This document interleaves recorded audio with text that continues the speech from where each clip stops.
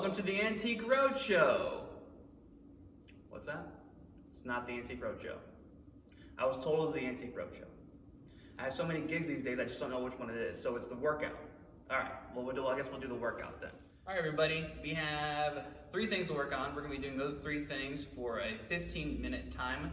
We're going to get as much as we can done in that 15 minutes, take a short break, we'll come back, we'll do another grouping of 3 for another 15 minutes, and at the end, we'll conclude with today's finisher. All right, so first 3 things. We're gonna talk about crawling, we're going to be talking about a side plank, and then we're also finishing the first 3 out with a glute bridge. So let's talk about the crawling. Now, if you don't like to crawl in class, if they hurt your knees or your joints at all, then you can always do a bear position plank instead of these here. But if you can crawl, we're gonna be doing that today. So with the crawling, you can do it 2 types of ways. We can stay on your knees, or we can go on onto your toes. It doesn't matter to me, whichever one feels best for you at the given time. But how we're gonna crawl is, if you don't have a lot of space, we're just gonna be taking it a few steps in the front and a few steps to behind you to the back. So let's practice here. We're going to push away from the floor to start things out with, keeping your back nice and straight. We don't want to round or extend, so none of this going on, right? So just find some good tension in your abs. Make sure we're getting a little bit of lat tension here as well. We're going to then think of it as we tied a string from your right wrist to your left knee, and then from your left wrist to your right knee, right? So they're connected. So we're going to pick up one side. When I mean side is right hand, left knee right now. Picking up, dropping at the same time, and then again, vice versa on the other side. So we're going to take a few steps to the front, and then we'll just work it on back, okay? So we're trying to stay as streamlined as possible. We don't want to be wagging our tails back and forth. The less movement, the better. So again, pushing far harder through the side that we're not lifting to lift the other side up. If you want to make these a little more challenging, going up onto your toes, we'll do that. So we'll be up here, okay? Same deal, few steps, and then we'll take it back. If for some reason, or I guess for any reason, your wrists do not feel good crawling forwards, you can always just work it back, and that way, pushing this way feels better on your wrist than going this way, okay? We're gonna go 10 to 15 steps each side, so think 1, 2, 2, 3, 3, up to 10 or 15. I know it's a lot, but you guys earned it, right? As Michelle would say, earn your rest. So we're going to go from there right into a side plank. So in case you didn't have enough abs yet, this will do it. So we're going to go right into a side plank here. Now, beginning side planks are going to be on your knees, right? So tucking your knees and getting them both stay on the floor. We're going to then post up onto our side. So when we're doing this, we want to make sure we have some lat tension here and the oblique. So this part of your body, but on the underside, right? So what I mean by that is when you're getting set up for this, make sure that we are drawing the elbow down, finding that lat. From there, lifting the hips up off the floor, like so, holding, breathing. If at all you're getting shoulder at all in this one, if not probably getting enough lat tension here, something's not going on right underneath here. So if you do get this elbow joint to be working, don't worry about it. We will just switch this out for a normal plank today. I know you're doing crawls and a plank, but we'll have to do that. Sacrifices must be made to save our joints. So just be sure that we're not getting this shoulder to be working too hard, okay? Make sure you're hitting both sides on that. Make that a little more challenging. Keeping the bottom knee bent, top leg will go straight, and we'll post up this way. I'm gonna try to keep everything in a straight line as much as I possibly can. So this knee and this knee are gonna stay in a straight line. We don't wanna be back farther or go forward this way. To make that extra challenging, both feet can extend, and then we can always take one foot up into the air. Holding, hanging out there. Again, nice and hard, difficult for that one. All of those are going to be about 30 to 45 seconds on each side, so make sure you're hitting both sides, not just the one. Breathing through those, I suggest always starting a timer on your phone, or if you have a stopwatch. That way you don't have to worry about counting your breaths. It can get kind of distracting trying to count how long you're breathing. So if you can, think 3 seconds in through your nose, 6 seconds out through your mouth. Something along those lines would be great. Last thing we're going to be doing here today is going to be a bridge. So I have a box here with me today. You can use the box if you have one, a table, anything that's kind of low to the ground that you would normally use here. So something that's like 12 to 18 inches high. From here, we're going to start with a feet elevated bridge. So again, we're setting up how we normally would in class, which is going to be knees at about a 90-degree angle. Think this is the bottom of your squat. If you were to lean me up onto my feet, this is kind of like my bottom position of my squat, right? So if not here, then you're going to do something a little bit wrong. So we don't want to be too far away like this. It's going to get a lot of hamstring, not a whole lot of glute. So I'm going to be scooching forward, hopefully finding more glute that way. So again, we're pushing down to the object. We're not pushing away. If you push away, the object will probably move on you. So make sure you're pushing down into the floor, lifting your hips up into the air, finding, squeezing your butt. If you need help with that, make sure that you are finding your butt first down here. So we should be trying to squeeze and get tension here first. Tuck your hips to you. So if you had a tail, put it between your legs. Lift the hips up into the air. Find, squeeze your butt hopefully to the top, and then slowly working it back down. Trying to keep that tension on the way back down as well. Think 12 to 15 reps on these here. From there, we're switching over onto our back. We're then going to work on same kind of deal here. Now we're going back elevated. So I want my bottom of my shoulder blades to be on the edge of the object I'm using for these. From here, we're hinging at the hips, doing the same thing we did on the earlier version. So pushing into the floor, right? Not away from the floor, pushing down, lifting the hips up into the air, finding, squeezing your butt, slowly working it back down to the floor. If your butt doesn't hit the floor, that's fine, doesn't have to. Driving back up, and again, right back down. You can always add that 20-second pause at the top at the end of your rep ranges there to make that a little bit more challenging.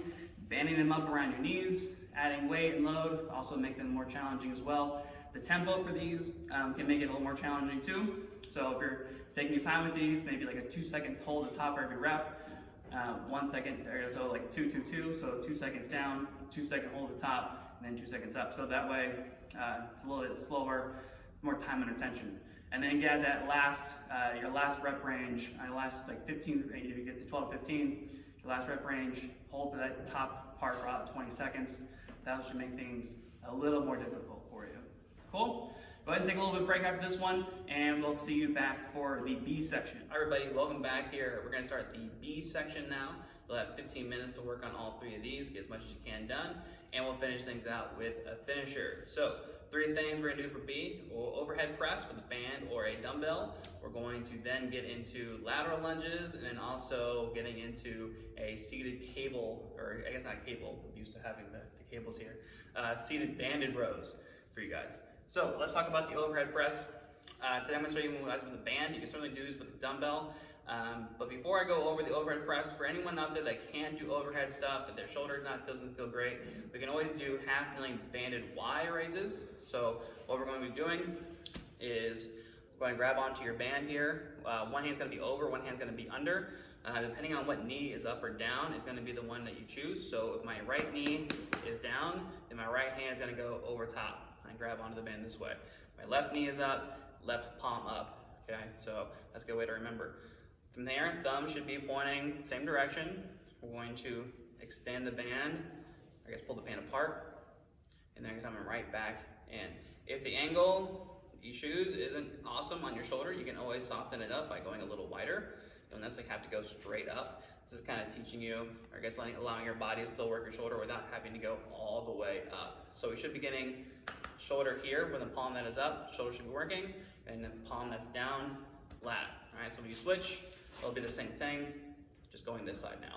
Okay, for everyone who can't overhead press, we're going to be using the band or a dumbbell. So whatever knee is down, that is the D side the band is going to go on. So we're going to throw the band under the knee.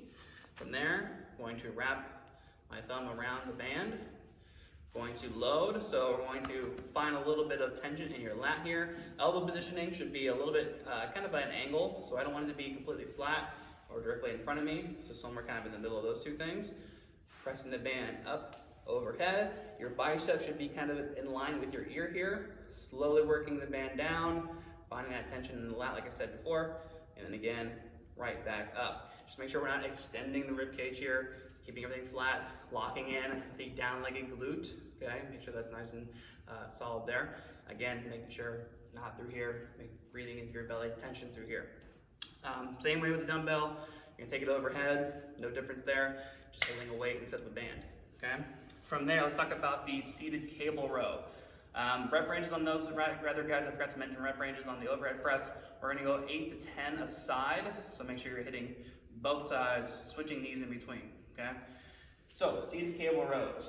We're going to go around whatever object you've been using for these, whether it be your feet or a pole. We can certainly use whatever you'd like. But we're going to go seated position. We're going to have slight bend in the knees if you can. Chest should be nice and tall. We're going to then pull the band into you.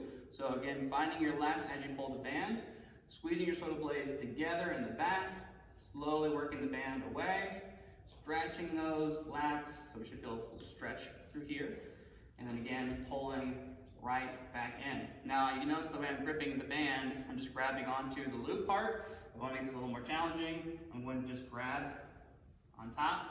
So now I'm no longer in the loop, I'm just grabbing the band with my hand. This will work two ways. It's going to make it harder because you're adding tension to the band when you pull. And it's also going to work your forearms a little bit more. So that way you get double the challenge. Double dare. Anyone remember that show? Okay. So pulling, finding those lats, squeezing shoulder blades together, and that should be fine for those. Okay, you can always do those single arms if you don't have anything to wrap your hand around. But if you don't have anything to pull, you can always, like I said, use your feet. That works just fine as well. Okay, so we can still work the lats just the same way there. So let's go 12 to 15 reps on those for me, please. And then our last thing we're going to be doing is a lateral lunge. So we're going to be standing up for this one. We're going to go ahead and wherever you've been doing this before, whether it be on a door frame or if you have like a pole in your house, you can certainly use that for a little bit of support. I'm going to use the rig here for me today, but door frames, anything that's not going to move on you, can definitely work for your support on this one. We're going to, again, take that wide stance base. Again, if you're going too wide, you can already feel a stretch on the inside of your leg.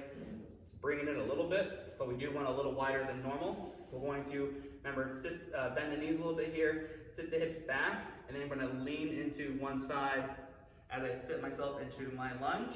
Should be feeling some load in the hamstring and glute over here. Maybe a little stretch on the knee that's extended. Pushing through the heel, standing yourself back up, finding that glute, and again, going right back down. So again, if you're holding onto something, do your best to try to keep your chest as tall as possible. We don't want to be leaning forward on these. Try your best, use that support, keep yourself up nice and tall. If you're going without any support, you will have a slight bend forward in your body, which is fine. So again, same way here, we're going to be doing leaning in, finding the hamstring and glute, pushing through the heel, standing yourself up nice and tall, find and squeeze that glute, right? So same kind of difference. Notice my chest is going to go a little bit lower on these. If I don't, I'm going to fall backwards on my butt. No, it's not going to be fun for anybody. You can add load to these, whether it be a kettlebell, dumbbell, dog, best friend, book bag, whatever you got at home. Holding that in front of you. Make sure when you're holding whatever it is that you're holding, finding a little bit of tension through here. That you're not holding it with your shoulders or your elbows. You want to try to create a little bit of tension there when you're holding your object. Okay? So again, coming out in front of you, pushing through the heel still, and again, quad and glute. So let's shoot for about 8 to 10 a side on those, and then that'll conclude the B section of the workout. I'll see you guys in the finisher. All right, guys, you might be wondering what today's finisher is all about. Well, surprise, it's going to be something everyone likes a lot. Oh my goodness, here we go. So today's finisher is going to be everyone's favorite Tabata squats. So it's going to be 20 seconds of squatting, 10 seconds of a break, hopefully 8 rounds, and you're getting 10 to 14 squats inside of the 20 seconds you're working. Woo!